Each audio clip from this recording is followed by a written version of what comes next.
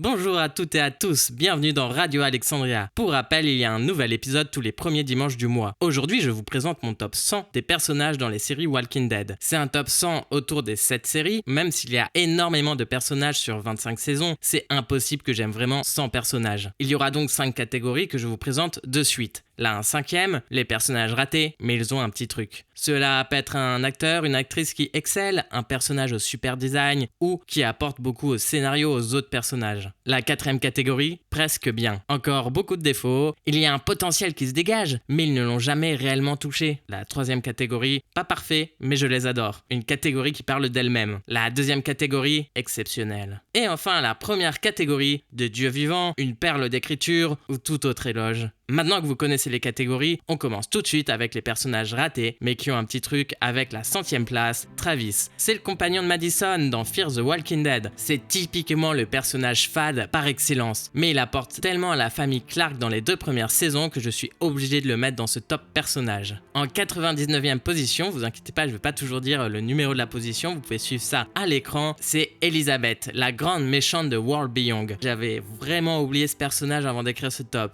Mais elle a au moins la force de nous faire croire jusqu'au bout qu'on aura des nouvelles de Rick Grimes dans la série. C'est quelqu'un de très froid, capable de sacrifier une ville en un claquement de doigts, puis de faire un discours de paix dans la foulée, tout en mentant. Cela reste un personnage important, glacial. C'est aussi l'archétype d'un personnage qu'on n'a jamais eu dans les séries Walking Dead. Ensuite, nous avons Bale. Décidément, on commence avec les big méchants de certains des spin-offs. Ici, celui de The One Who Live. On le sait, c'est un méchant qui est complètement raté. On ne comprend rien à ses intentions et pourquoi il fait ça. Mais sa dernière confrontation avec Rick par la parole, par les souvenirs, par le passé, par les flashbacks est plutôt sympa. J'aime beaucoup trop l'acteur, Terry Hawkins, qui excelle dans tous ses rôles, du coup j'étais obligé de le mettre dans le top. En position numéro 97, Troy. Troy, j'ai du mal avec ce personnage depuis le début, mais l'acteur, encore une fois, il est vraiment bon. Il arrive à faire ressentir la folie du personnage, et pour cela, chapeau. Bon, j'avoue, ce que je déteste surtout dans ce personnage, c'est son retour dans la saison 8, alors qu'il était censé être mort, et à cause de son retour, les autres personnages principaux de Fear the Walking Dead n'ont pas de vraie conclusion, car il faut réinstaller le personnage de Troy, je vous rappelle, il est mort, hop, il est en vie, donc un peu complexe quand même, et en plus, il faut créer une confrontation entre le groupe principal et Troy,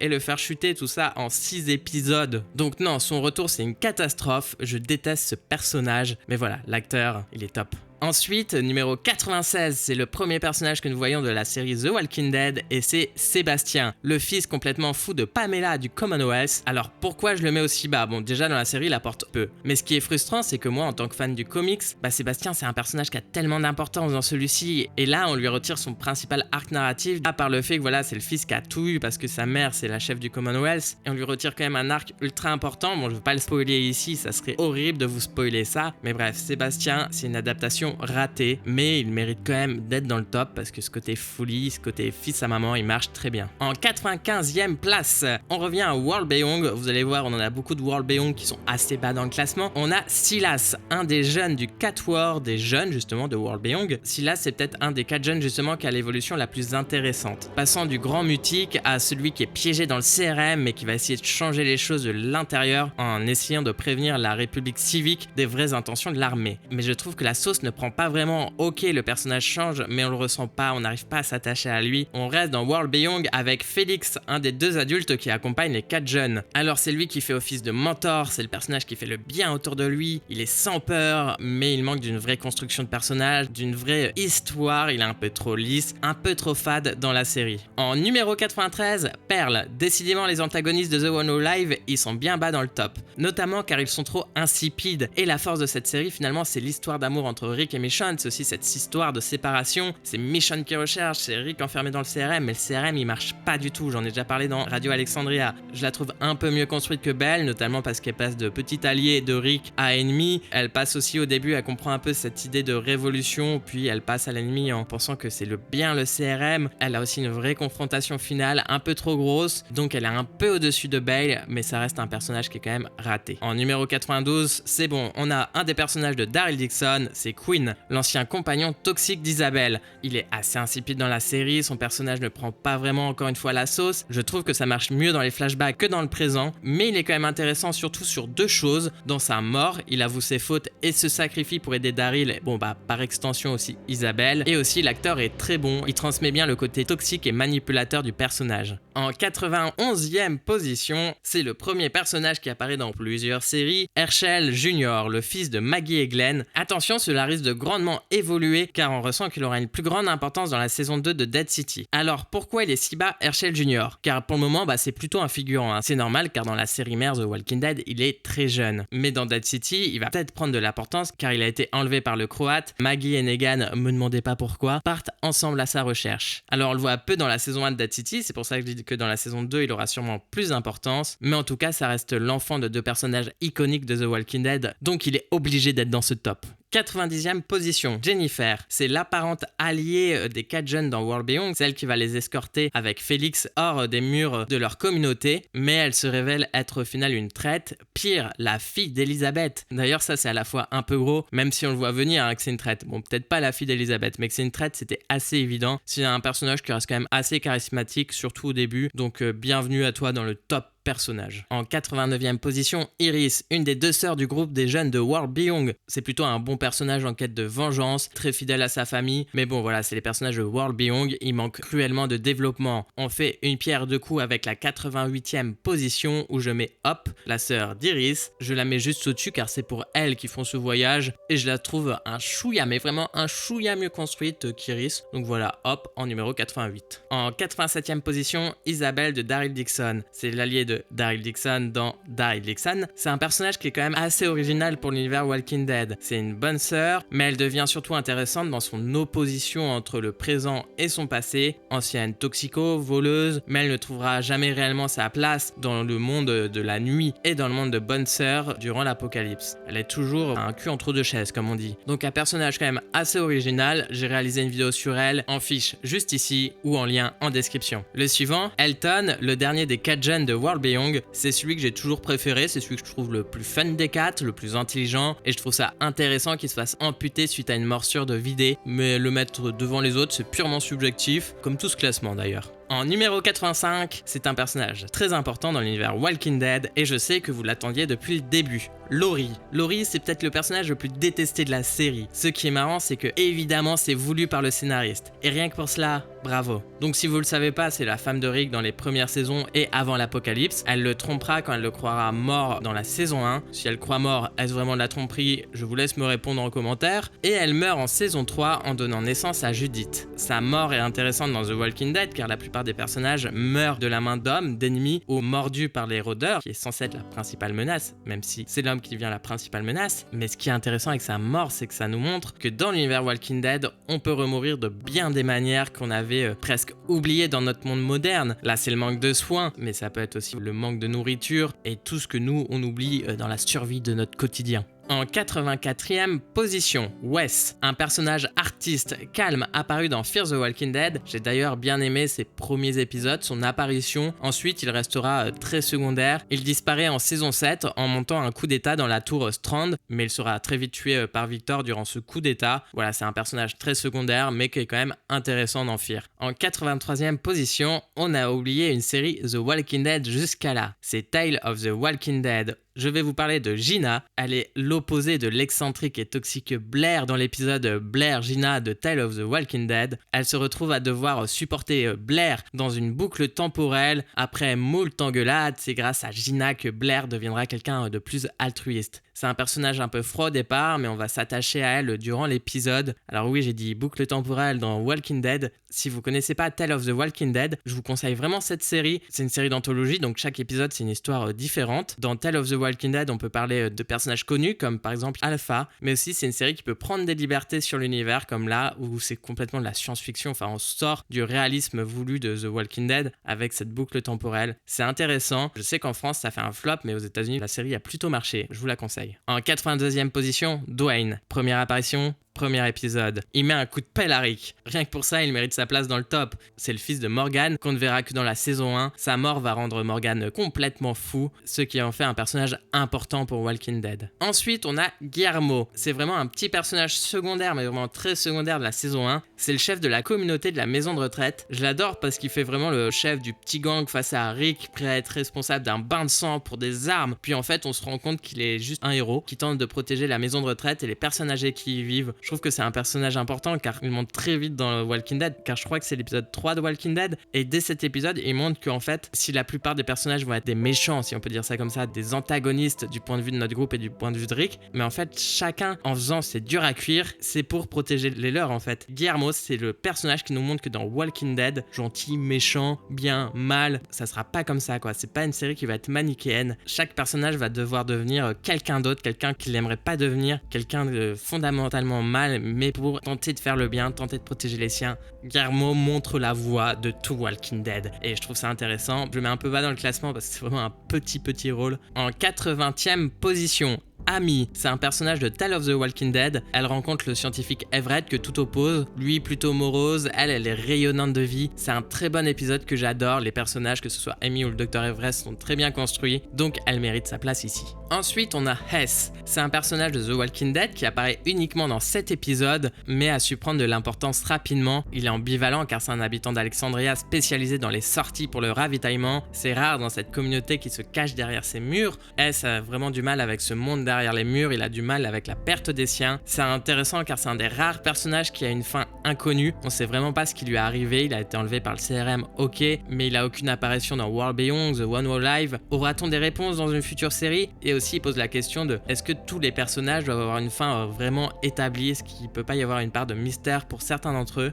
Ça reste un personnage assez cool tout de même. En 78e position, Isabelle. Alors c'est pas l'Isabelle de Daryl Dixon, on en a déjà parlé avant, c'est l'Isabelle de Fear the Walking Dead. C'est une pilote du CRM qui a un rôle assez mineur, quoique, mais pour moi c'est impossible de pas la mentionner dans ce top au vu de son histoire d'amour avec Althea, un personnage que j'adore. Althea, on la verra bien plus haut. Aussi ce qu'elle fait pour le groupe de Fear en cassant son engagement avec le CRM pour sauver ses amis et sa compagne, sa copine. Et c'est un personnage important car ça montre que les personnages du CRM ne sont pas tous des pions, c'est beaucoup plus ambivalent, c'est beaucoup plus compliqué. Ça montre la pression qu'ils ressentent et aussi s'ils ont un moment pour pouvoir s'enfuir, ils peuvent le faire. C'est peut-être le personnage qui apporte le plus de réponses sur ce qu'est le CRM au final. En 77e position, Ophelia. C'est la fille de Daniel dans Fear the Walking Dead. Après la mort de sa mère, Griselda, Ophelia va devenir très distante par rapport au reste du groupe. C'est un personnage qui est malheureusement assez fade, qui sera jamais vraiment développé. Ensuite, on a Kelly, c'est la sœur de Connie, qui arrive avec le groupe de Magma en saison 9. Malheureusement, même si elle est très sympathique, c'est un personnage qui apporte trop peu à l'univers Walking Dead. En 75e place, on est à un quart du classement, c'est Howard, le bras droit de Victor, quand celui-ci devient l'antagoniste lors de la saison 7, en créant la communauté de la tour Strand. Il se montre ambivalent, à la fois fidèle et sans remords, mais il va petit à petit se rappeler pourquoi il a co-créé cette communauté dans l'espoir que sa famille le retrouve, ce qui est un peu touchant. Victor va finalement ordonner son exécution.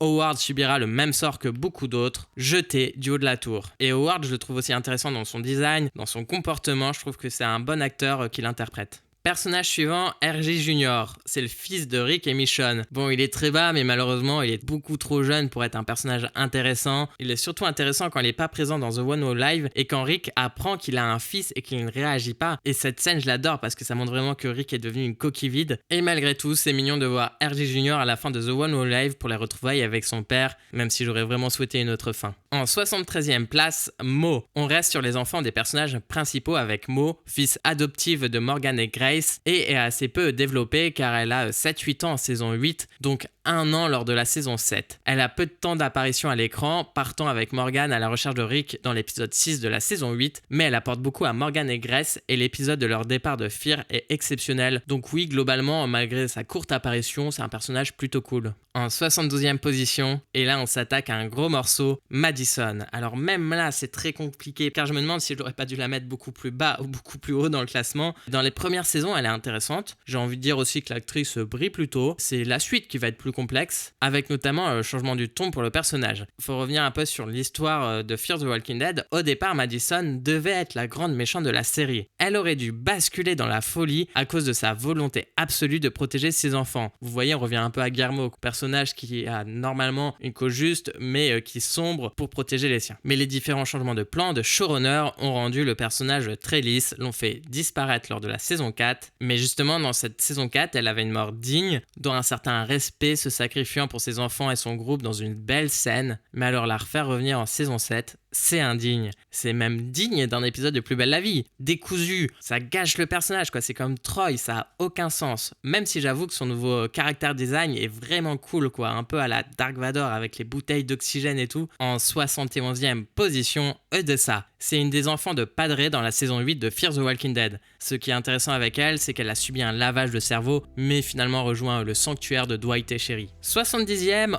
Henry. C'est le fils adoptif de Carol et Ezekiel. Je trouve que malheureusement, malgré que le personnage aurait pu avoir de superbes histoires liées à sa parenté et à son titre de prince du royaume, mais c'est au final un personnage assez fonction car il reprend le rôle de Carl dans l'histoire d'amour avec Lydia, la fille d'Alpha, et c'est surtout dans sa mort sur les piquets qui devient intéressant en servant de moment pivot pour les personnages qui sont en lien avec lui, notamment Carol qui va s'éloigner d'Ezekiel, qui va vraiment tout perdre et s'effondrer suite à cette nouvelle tragédie pour elle, pour sa famille. Hyper intéressant pour le personnage de Carol, mais Henry en tant que tel, il est assez fade. En 69e position, Simon. C'est un des bras droits de Negan, il est peut-être aussi fou que lui, et il est vraiment assez charismatique pour un méchant, mais il n'a pas vraiment un dark narratif bien à lui. En 68e position, on reste sur les bras droits, cette fois-ci le bras droit de Maggie lorsqu'elle revient en fin de la saison 10. C'est un personnage d'une vraie force avec des armes originales, il a une iconographie très intéressante, il va lui aussi sortir avec Lydia, donc il a aussi le droit à ses petites histoires, mais c'est un personnage très secondaire. La suivante, c'est Annie Smith. Elle est apparue en saison 11 de The Walking Dead, c'est la nouvelle compagne de Negan. Ce qui est intéressant avec elle, c'est qu'elle est consciente des horreurs passées qu'a fait Negan, et du coup elle accepte ça, donc elle accepte peut-être ce qu'ont pu faire les personnages de l'Apocalypse. C'est peut-être un personnage qui est assez réaliste sur ce qui se passe autour d'elle, et je pense aussi qu'elle va prendre l'importance parce qu'on la retrouve aussi dans la série Dead City, donc à voir, à suivre. 66e position, Pamela. C'est la toute dernière antagoniste de The Walking Dead, sorte de boss final, c'est la chef du Commonwealth. Son rôle, il marche moyennement bien. Dans le comic, c'est un personnage très intéressant. Dans la série, ils ont essayé de refaire ça dans ce conflit final entre deux visions du nouveau monde voulu. Pamela qui est très dans une sorte de recopie de l'ancien monde, hein. Méritocratie, travail, aussi femme politique qui ment, alors que le groupe de Rick, bon il n'y a plus Rick, mais le groupe de Maggie,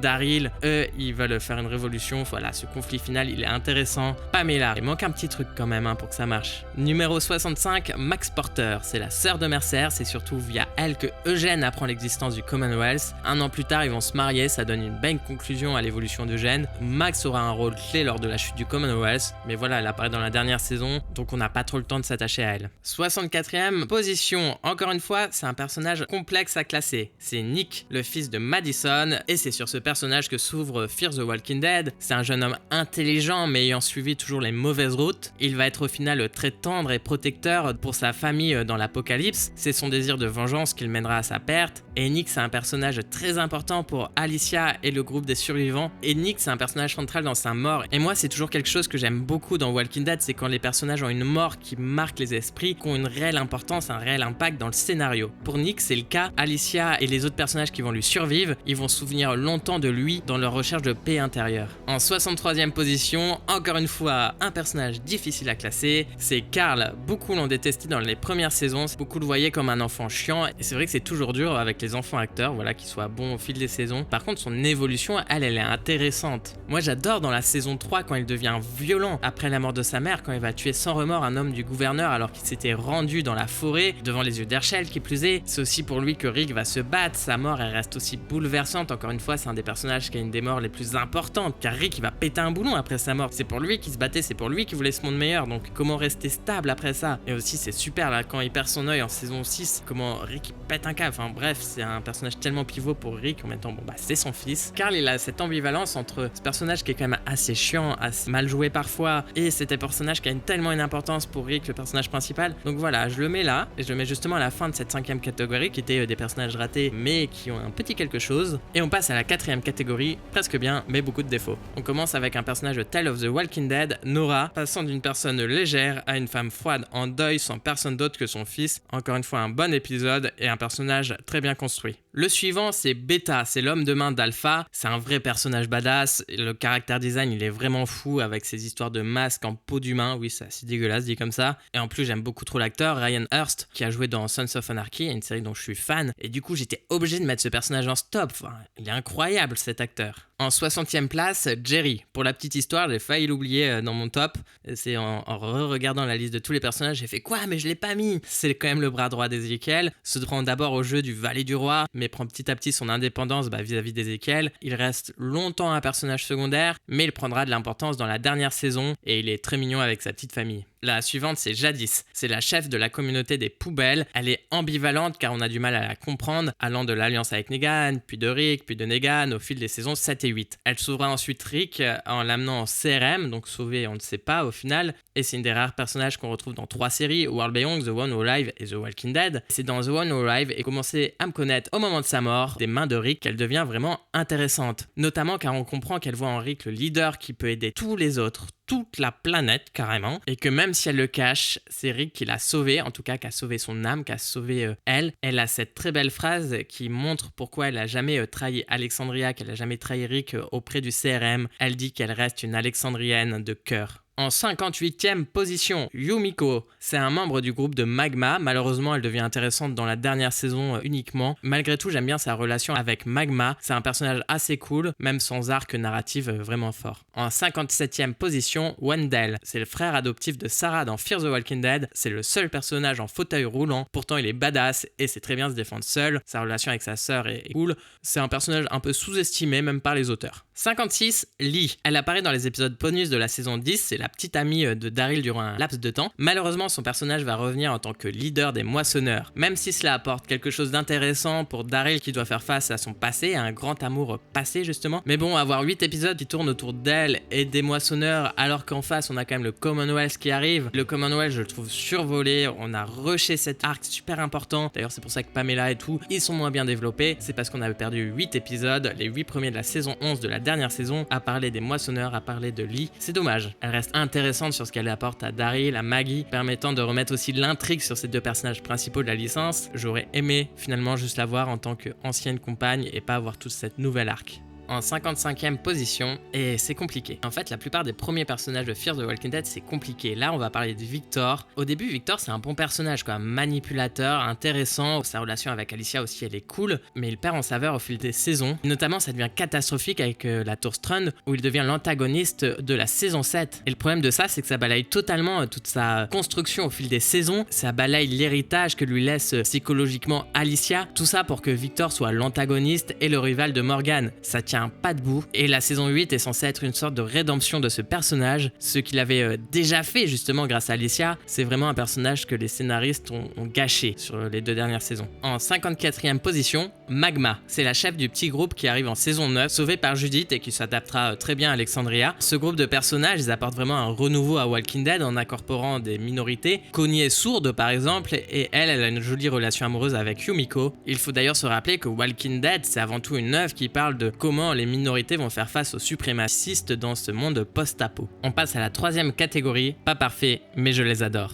En 53e position, on parle de suprémacistes, on a Merle. Merle, c'est le type de personnage bizarrement rare dans Walking Dead, c'est un pur connard, suprémaciste, raciste, c'est pourtant une moquerie de ce genre de personnage que le comics traite. Et son personnage, il est vraiment bon parce qu'il fonctionne, l'acteur il est fou, il arrive à nous faire ressentir ça, il a des scènes exceptionnelles comme du toit de l'Atlanta où il se fait menotter par Rick, c'est aussi un duo cohérent avec Daryl, aussi ça va être l'homme de main du gouverneur, c'est un personnage mauvais par nature, il est inédit à la série, c'est terriblement réussi dans sa caractérisation et aussi dans son interprétation. En 52e place, Sarah. Sarah de Fear the Walking Dead, si quand elle rencontre Morgan, c'est l'archétype du personnage égoïste, elle va changer pour aider les autres en suivant Morgan. C'est aussi la sœur adoptive de Wendell et c'est un personnage qui est sympathique et en plus, mais j'adore sa casquette. Ensuite, T-Dog, malheureusement parti beaucoup trop tôt, il meurt à la prison en début de saison 3. C'est un personnage par nature très bon, qui fait le bien et que les personnes adorent. Il me fait beaucoup penser à Glenn dans ce sens. Personnage d'une grande importance, surtout dans la saison 1. C'est lui qui est victime du racisme face à Merle, mais malgré tout, il va quand même partir à sa recherche pour le sauver avec Rick, Daryl et Glenn, et c'est vraiment un des personnages les plus importants de la saison 1. En numéro 50, on est à la moitié, et on va parler de Luciana. C'est un personnage intéressant de Fear the Walking Dead. Elle apparaît dans la saison 2. Très vite, elle devient la petite amie de Nick, mais celui-ci va mourir. Luciana va tout au long des dernières saisons chercher à avoir son indépendance vis-à-vis du groupe des Clark, de Morgan, etc.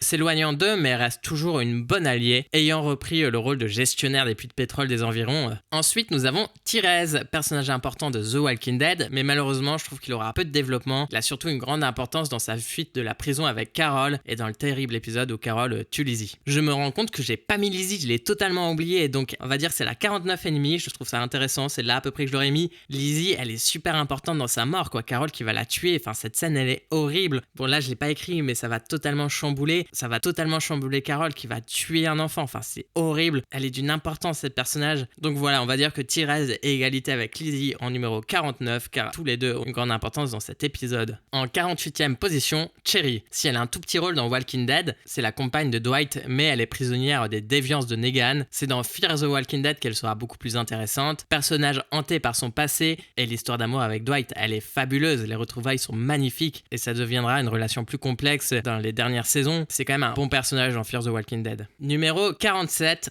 Andrea. C'est dingue qu'Andrea soit si bas dans mon classement alors qu'elle a un rôle capital dans le comics. Andrea, la femme qui essaiera de paraître forte et indépendante, mais fait face au deuil de Amy, sa sœur morte en fin de saison 1, et elle sera non prise au sérieux par les hommes. La saison 3 tournera beaucoup autour d'elle, au cœur de l'intrigue avec le gouverneur, miroir de Michonne, mais nous serons tous surpris et attristés par sa mort. Même si Walking Dead fait de sa force le fait de pouvoir tuer n'importe quel personnage, n'importe quand, il est vrai qu'Andrea, si tôt, face au potentiel du personnage, c'est vraiment dur. Et en plus, vraiment, l'importance qu'elle a dans le comics, et là, elle meurt saison 3, c'est assez horrible pour elle. Ça a été horrible pour l'actrice qui avait signé pour beaucoup plus de saisons aussi. C'est un personnage qui a été bien exploité pendant 3 saisons, qui a eu des arcs intéressants, mais qui est parti trop vite. En 46e position, John Dorie Sr. C'est le père de John de Fear the Walking Dead. Ayant pris ses distances avec son fils, il tombera tout de même sur le groupe de Fear car il cherche à se repentir en arrêtant une fois pour toutes son rival, Teddy, le chef de la secte. J'aime bien ce personnage. Déjà, c'est assez rare dans Walking Dead de voir des parents directs des personnages qui sont déjà adultes. Ici, cela apporte d'autres thématiques justement liées à la parentalité. Il ressemble vraiment physiquement à son fils, John. Je trouve ça plutôt bien fait, c'est un personnage vraiment cool. 45e position, Luke, personnage du groupe de Magma. Il est adorable avec son petit harmonica, amène à côté musical à Walking Dead. Sa mort reste assez déchirante, c'est un gros nounours, on l'adore. En 44e position, Emile Larue. Alors vous allez me dire c'est qui ? C'est un antagoniste très secondaire, mais très très secondaire dans Fear the Walking Dead. Il est bien haut dans le top, c'est un chasseur de primes qui traque Morgan. Il apparaît que quelques épisodes, mais il a une force incroyable, il fait vraiment peur. Iconographiquement c'est très réussi, son chapeau, sa hache, le combat avec Morgan est impressionnant. Aussi, c'est vraiment un point de bascule pour Morgan quand il va tuer Emile. Alors que celui-ci, il est désarmé à terre. Morgan, il va l'achever avec justement la hache qui va voler et il va reprendre quelque part le style d'Emile, devenant quelqu'un de plus sanguin. C'est un point de pivot parce que Morgan, jusqu'à là, il a toujours été un petit peu dans ce truc de faut pas tuer, même si c'est assez ambivalent, ça, c'est assez fluctuant. Être proche de peu de gens parce que quand les perd, c'est dur, voilà. Et là, il va devenir quelqu'un d'autre. Quelqu'un qui va traverser les États-Unis avec ce design beaucoup plus dark, impressionnant, si on peut dire. Il va être quelqu'un d'autre après ce moment et ça j'adore. En 43e position,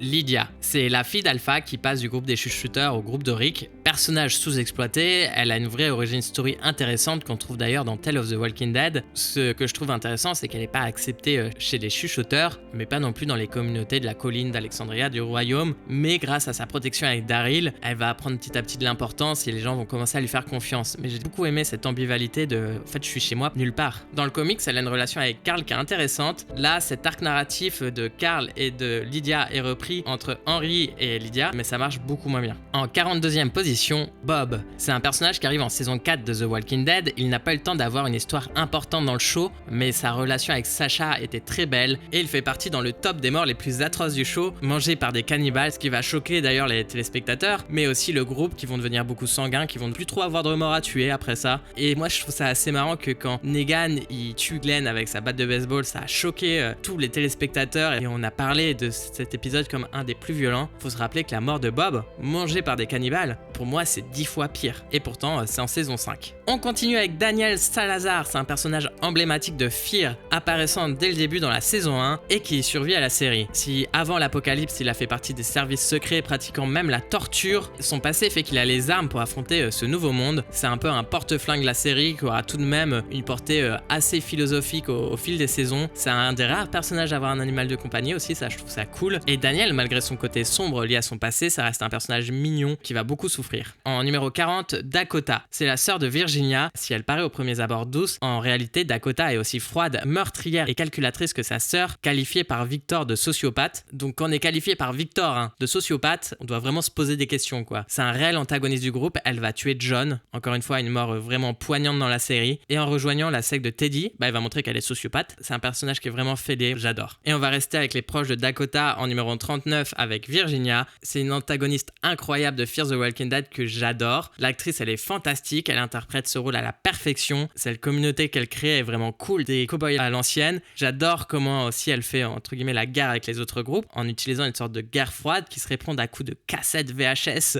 C'est très drôle. C'est un personnage complexe qui est complètement déséquilibré. Je la trouve assez fascinante. En 38e position, Aaron. C'est un habitant d'Alexandria dans les premiers. Si après le départ de Rick, il était en liste pour remplacer Rick justement dans le rôle principal du show, il sera finalement assez peu développé tout en reprenant certains éléments comme le père de famille prêt à tout pour ses enfants, la perte de son bras. Même au niveau du design, voilà, il va ressembler à Rick. Malheureusement, c'est un personnage qui restera assez lisse au fil des saisons. Un spin-off sur lui sera en préparation d'après des rumeurs. On attend vraiment de voir d'ailleurs si c'est juste des rumeurs et si c'est réel. Est-ce que c'est vraiment un personnage intéressant pour faire un spin-off? L'avenir nous le dira. Numéro 37, Grace. C'est un personnage de Fear the Walking Dead assez intéressant et intriguant, à la fois allié du groupe de Morgan, même petite amie de celui-ci, mais elle a un réel côté sombre. Ses débuts montrent bien qui elle est. Après se sentir responsable de l'explosion d'une centrale nucléaire, elle va ensuite essayer de tuer un maximum de rôdeurs irradiés pour réparer ses péchés. Donc une sorte de sacrifice, parce qu'en tuant des rôdeurs irradiés, elle risque sa vie. Elle va avoir une belle relation d'amour avec Morgan, une fille, Mo, même si c'est une fille adoptive. Tout ça, ça va lui donner une raison de vivre, une raison de continuer. Malheureusement, elle finira par mourir, mordue par un rôdeur, alors qu'on a longtemps pensé qu'elle allait nous quitter au fil des épisodes suite aux radiations nucléaires. Ensuite, Blair, c'est un personnage antipathique par excellence, égocentrique, autoritaire, égoïste. Elle va se retrouver dans la boucle temporelle dans Tale of the Walking Dead au début de l'épidémie. On en a déjà parlé, mais voilà, j'adore ce personnage parce que c'est vraiment le personnage antipathique. En 35e position, Lucille. C'est l'épouse de Negan qui donnera son nom à la célèbre batte de baseball. Elle apparaît uniquement dans l'épisode bonus de la saison 10, qui est l'adaptation de l'origin story de Negan en comics.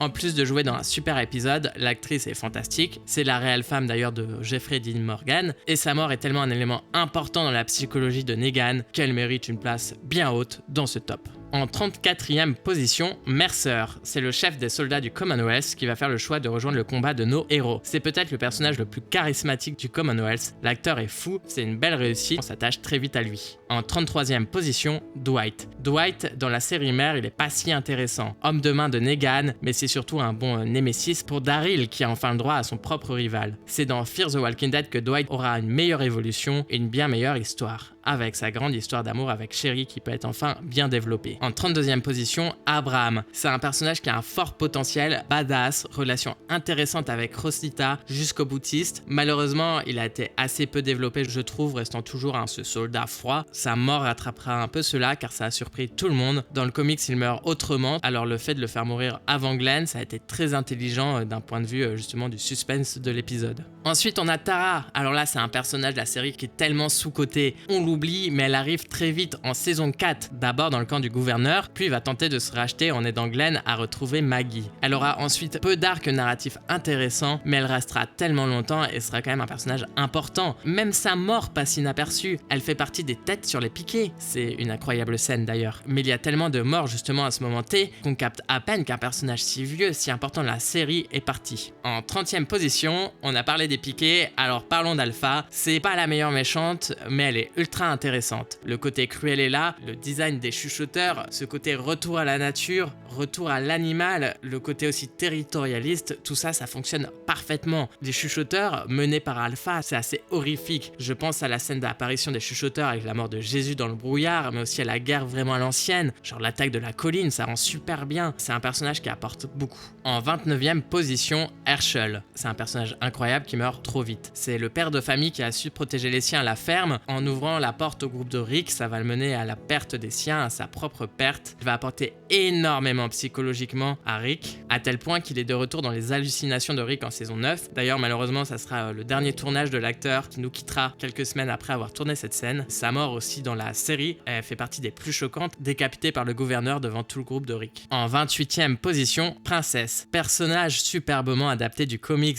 étant haute en couleurs, complètement ravagée, un peu à la Suicide Squad. Elle arrive très tard dans la série, mais elle est géniale, on s'attache très vite à elle. En 27e position, le Dr Everest. C'est le meilleur personnage de Tale of the Walking Dead. Un scientifique qui dédie sa vie à l'étude des rôdeurs, pourtant il est cynique sur l'homme et pense que l'apocalypse est une bonne chose. Quand il rencontre Amy, qui est un peu son opposé, il va devoir s'ouvrir au monde. Pour moi, c'est la version réussie du personnage de Walking Dead de la saison 1, Edwin Jenner, un personnage que j'aime tellement pas qu'il a même pas réussi à être dans ce top 100 personnages. En 26e position, June. June, elle est incroyable. J'adore la compagne de John, j'adore certains de ses arcs narratifs. Quand elle construit son propre hôpital, c'est quelque chose de tellement fort dans l'univers Walking Dead. Quand elle est forcée à faire des expériences horribles pour padrer, ça aussi c'est fou. Son histoire d'amour est belle, John et elle, ils vont trop bien ensemble et le deuil sera dur à porter. En 25e position, encore une fois, un personnage complexe, Shane. Meilleur ami de Rick, un personnage qui est au final pas fait pour la fin du monde malgré son rôle de leader du groupe d'Atlanta. Si le début lui sourit, la disparition de Rick lui permet de vivre une histoire d'amour avec Lori. Le retour de Rick va l'anéantir, tuant Otis, puis essayant de tuer Rick. Ce personnage est d'une grande complexité qu'on aime autant qu'on déteste. Il est aussi intéressant car il apporte tellement à la psychologie de Rick, tant leur relation ne le laissera pas indemne. Et Shane, c'est un peu comme Lori, quoi. C'est un personnage que les scénaristes ont fait pour qu'on déteste, et là, c'est très réussi. En 24e position, beaucoup vont pas être d'accord avec moi, car beaucoup la détestent, mais c'est Charlie de Fear the Walking Dead. À la fois, c'est un personnage important du groupe et c'est aussi un antagoniste. Si au départ elle espionne le groupe pour les vautours, ce qui l'amènera même à tuer Nick, elle essaiera de se racheter de ce meurtre tout du reste de la série. C'est d'ailleurs un beau moment quand Alicia, la sœur de Nick, sera la première à pardonner Charlie. Elle fait partie des rares personnages qui meurent dans la dernière saison. Elle se sacrifie pour protéger Padre et ça c'est plutôt cool parce qu'il n'y a pas vraiment de mort marquante à la fin de Fear the Walking Dead. Walking Dead, mais tuez vos personnages à la fin des saisons, je vous en supplie. En 23e position, le Croate. C'est un ennemi dans Dead City, c'est un ancien membre des Sauveurs, sadique de nature. Il utilise les anciennes méthodes des Sauveurs pour terroriser Manhattan. Je trouve que c'est un méchant bien construit. Ancien Sauveur, c'est le miroir de Negan. C'est ce que Negan aurait pu devenir sans l'intervention de Rick. Le Croate, c'est Negan dans ses pires moments. Mais lui a franchi la ligne. Contrairement à Negan, le Croate est même prêt à tuer des enfants.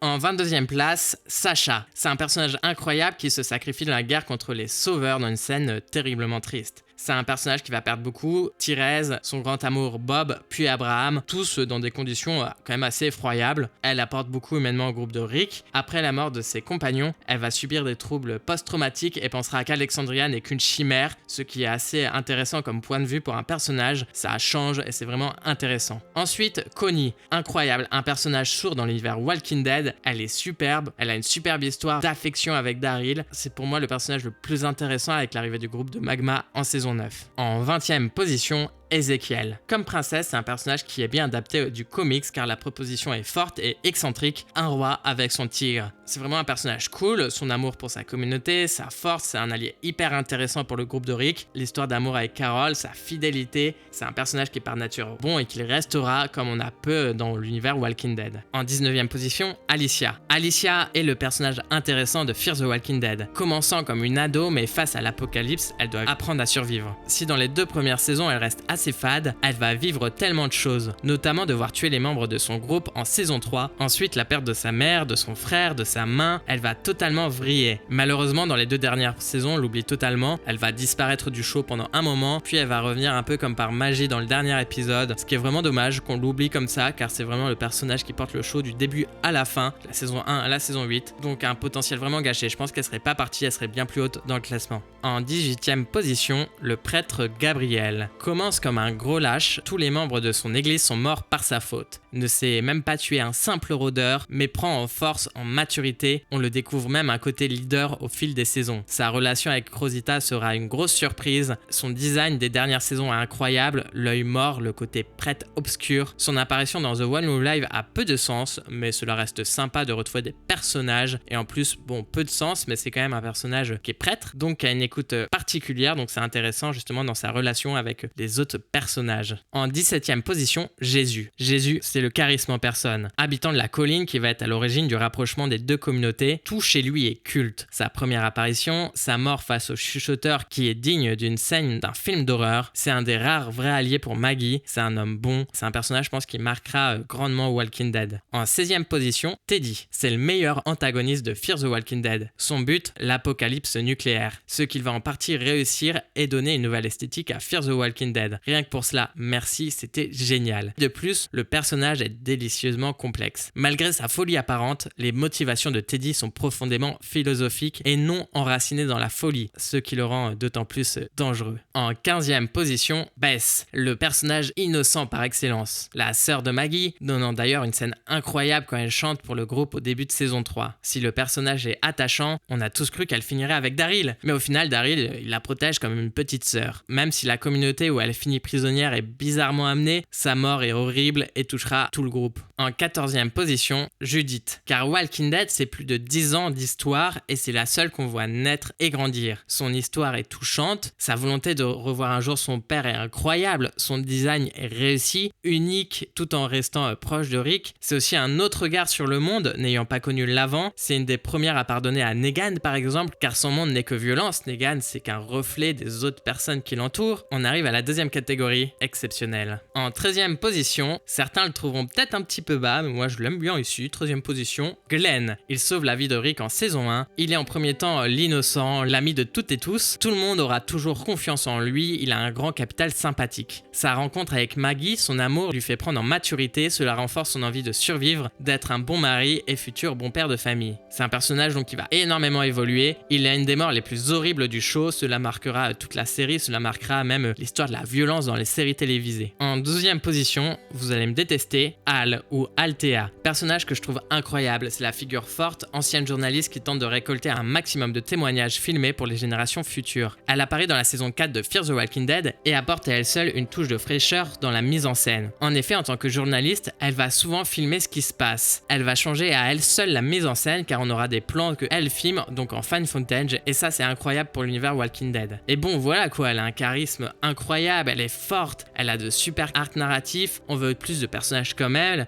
s'enfuit avec Isabelle et plus la voir dans l'univers Walking Dead, ça je m'en remets pas. En 11e position, Rosita. C'est un personnage qui est sous-coté à son apparition, mais au fil des saisons, elle va vraiment prendre en caractère, en charisme, en importance, et à elle seule, elle sauve le final de la série en mourant. Mais oui, je l'ai déjà dit, parce que Walking Dead n'arrive pas à tuer ses personnages principaux en fin de série. C'est quand même Rosita, donc c'est quand même un personnage important qui meurt. On aurait aimé plus, on aurait aimé d'autres personnages, mais voilà, je trouve qu'elle sauve un peu cette fin. En 10e position, Eugène Porter. Encore une fois, une superbe évolution. Au début, il se fait passer pour le sauveur, la personne qui a le remède, un vaccin contre la pandémie. Mais en final, il se révèle être un menteur, un lâche, un manipulateur. Bon, on le voit venir, hein, parce que Walking Dead, ça parle pas de l'origine de l'épidémie, donc on savait qu'il mentait. Mais voilà, c'est intéressant. Au fil des saisons, il devient beaucoup plus fort, n'hésitant plus à se battre pour son groupe. C'est même grâce à lui que Rick va gagner la guerre contre Negan. J'adore que ce soit lui l'investigateur de la découverte du Commonwealth, tout en passant par une histoire d'amour à distance. C'est un personnage qui reste quand même très sympa et qui évolue grandement, qu'au début on n'aime pas trop, et à la saison 11, on l'adore. En 9e position, Negan. Negan, c'est un antagoniste. Negan, c'est peut-être pas un antagoniste. Negan, c'est un personnage du groupe. Et je sais que beaucoup l'aiment, et c'est peut-être pour les 3 raisons que je viens de citer, qu'il n'est pas plus haut. Car au début, oui, c'est l'ennemi. Oui, c'est le miroir de Rick, c'est celui qu'aurait pu être Rick. Il a les mêmes buts, protéger son groupe. C'est un personnage très charismatique, son arc est intéressant. D'ailleurs, son origin story est super importante en saison 10, dans les épisodes bonus où on comprend pourquoi il fait ça. Et même si son arc de rédemption est intéressant, le faire passer de l'antagoniste à l'allié, ça le met le cul entre deux chaises. Je l'adore, hein. il est quand même en 9ème position, on se rappelle. Mais j'aime beaucoup le renouveau du personnage grâce à la série dérivée Dead City. Et oui, sa relation avec Maggie, une fois qu'il essaye de se racheter, c'est fou. Et c'est vraiment, encore une fois, à suivre. Peut-être que j'évoluerai mon avis sur Negan avec la saison 2 de Dead City. Mais en 9ème position, il est bien, hein, il est quand même assez haut. Première catégorie. Des dieux vivants, perles d'écriture ou tout autre éloge. Donc là, c'est vraiment mes personnages préférés. 8ème place, vous allez me détester. J'ai conscience qu'il n'y a pas plus subjectif comme choix, mais je mets John de Fear the Walking Dead. Alors moi, j'ai toujours eu un énorme coup de cœur pour ce personnage. Il arrive dans le soft reboot de la saison 4. C'est une bouffée d'air frais incroyable. C'est un personnage charismatique, bon par nature, fidèle. J'adore son histoire. Il a un look qui ressemble un peu à un Rick. C'est un incroyable tireur d'élite, ancien shérif. Et sa mort, elle fait partie des plus émouvantes de tout l'univers Walking Dead. Je trouve que c'est une scène déchirante, c'est un bon personnage qui restait trop peu de temps. Personnellement, je l'adore et je sais pas si j'ai des raisons de le mettre en 8ème place. En 7ème position, Morgan Jones. C'est le premier humain que rencontre Rick. Je sais que beaucoup l'aiment pas, mais en fait, quand on analyse le scénario de Walking Dead, on se rend compte à quel point le personnage il est primordial, c'est le miroir de Rick. C'est à la fois un allié, il rentre en contradiction avec Rick, il apporte une autre vision de l'univers Walking Dead et l'un fonctionne pas sans l'autre en fait. Et il a des moments incroyables, je pense à la saison 3 où il a touché le fond suite à la mort de Dwayne et aussi il a tellement apporté à Fear the Walking Dead devenant plus complexe et il a une conclusion assez belle et on espère qu'on le retrouvera avec Rick dans un futur spin-off. En 6ème position, le gouverneur. Beaucoup vont être surpris car je le classe au-dessus de Negan. Car pour moi, ce que je disais tout à l'heure, c'est que Negan, c'est pas vraiment un antagoniste. Et le gouverneur, c'est le meilleur antagoniste de The Walking Dead. Dans le sens que lui, il est méchant par nature. Alors oui, la force de Walking Dead, c'est que les personnages sont souvent nuancés. Mais c'est aussi cool de voir dans la complexité qu'est l'humanité, un vrai psychopathe, un vrai tordu qui tue gratuitement. C'est un personnage détestable et intelligent dans l'horreur. Si beaucoup ont été touchés par l'horreur de la scène quand Negan il tue à coups de batte Glenn, n'oublions pas que la mort d'Herschel dans les mains du gouverneur est d'autant plus cruelle et elle est encore tout autant gratuite et horrible. Il a une capacité à être manipulateur, cruel envers ses ennemis et ses proches. Le gouverneur, c'est l'antagoniste par excellence, c'est le boss final des antagonistes, même s'il arrive assez tôt dans la série. Je trouve ce personnage totalement cruel, complexe, c'est un vrai bon antagoniste. En 5ème position, Maggie, autrement appelée la veuve, si c'est d'abord un personnage qui semble avoir tout pour elle malgré l'apocalypse, une famille préservée, la rencontre avec le groupe de Rick va basculer sa vie, lui apportant un amour, Glenn, et beaucoup de bonheur dans un premier temps. Et ensuite, c'est le personnage qui va voir ses proches mourir un par un, et dans des circonstances abominables. D'abord son père qui va se faire trancher la tête par le gouverneur devant elle, puis le cadavre de sa sœur porté par Daryl, et enfin Glenn, le père de son enfant défoncé à coups de batte par Negan. Maggie, c'est un personnage tellement intéressant. Tous ses arcs narratifs sont vraiment cool. Sa confrontation avec Negan, son amour avec Glenn, c'est aussi une leader reprenant la tête de la colonie. Et au-delà de The Walking Dead, elle a le rôle principal dans Dead City, une série qui lui est donc dédiée avec Negan. Et la première saison a parfaitement fonctionné et j'ai trop hâte de la voir dans la saison 2. En 4ème position, Carol. Carol, c'est le personnage qui a l'évolution la plus impressionnante dans la série. Passant de la femme soumise à un mari toxique et violent, à mère en deuil, à la badass que nous connaissons tous aujourd'hui. Ses arcs sont toujours très intéressants, passant de comment elle essaye de sauver la prison en tuant certains de son groupe en cachette, quand elle tue Lizzie, son bonheur avec son histoire d'amour avec Ezekiel, sa capacité à s'adapter à ce monde, sa badassitude, parce que c'est vraiment le mot pour Carol, badassitude, sa capacité aussi à devenir d'un coup la femme un peu idiote dans des nouvelles communautés pour berner les gens. Tout est trop cool dans Carol et c'est trop bien qu'elle arrive dans la saison 2 de Daryl Dixon. On va voir quel rôle elle a, hâte de découvrir ça. En 3ème position, Michonne. Robert Kirkman la qualifie comme le Boba Fett de l'univers Walking Dead, et ça c'est surtout vrai dans les premières saisons. Ensuite elle va avoir une vraie complexité en tant que personnage, son histoire d'amour avec Rick va être incroyable, c'est aussi une leader, c'est aussi une mère de famille forte, elle sait aussi très bien se battre, et elle va devenir d'autant plus intéressante dans la série The One Live où elle porte la série sur ses épaules. Enfin c'est incroyable, les épisodes qui tournent autour d'elle, c'est les réussis. Genre tout l'arc du CRM ça marche pas, Rick Grimes seul au CRM ça marche pas, par contre Michonne qui cherche Rick ça marche, Michonne qui se confronte à Rick pour le faire redevenir lui-même, ça marche terriblement. Rick et Michonne qui s'aiment à nouveau, ça marche terriblement. The One Who Alive, quand il n'y a pas Michonne, c'est nul. En 2ème position, Daryl Dixon. Évidemment, le bras droit de Rick, son frère, un personnage inédit de la série. Il est fort, il est charismatique, beaucoup d'éléments iconiques, la moto, le bad boy, l'arbalète. Il est devenu le personnage principal après le départ de Rick Grimes en saison 9, et il a maintenant sa propre série où il brille, à la fois original tout en étant une belle suite spirituelle à la série mère. En première position, vous commencez à me connaître, connaître, mais je voue un culte à ce personnage, Rick Grimes. Alors oui, c'est facile car c'est le personnage principal, même s'il n'ira pas jusqu'au bout de la série mère, terriblement complexe. Il perd tellement femmes, enfants, son bras et passe par tellement de phases, devient lui-même un mort-vivant, un dictateur, un antagoniste, un personnage qui tente de créer un monde meilleur, mais qui fait face à ses démons intérieurs. Andrew Lincoln est incroyable, il est tellement charismatique. Rick Grimes, c'est le personnage le mieux écrit du show, heureusement, c'est le personnage principal. C'est un personnage incroyable qui porte l'univers Walking Dead. Même s'il a eu le droit à une conclusion, on espère le revoir dans de futures séries Walking Dead. Merci d'avoir regardé mon top personnage jusqu'au bout. Si vous voulez soutenir mon travail, abonnez-vous et je vous invite à me donner vos personnages préférés en commentaire. C'était Al, à bientôt sur les internets.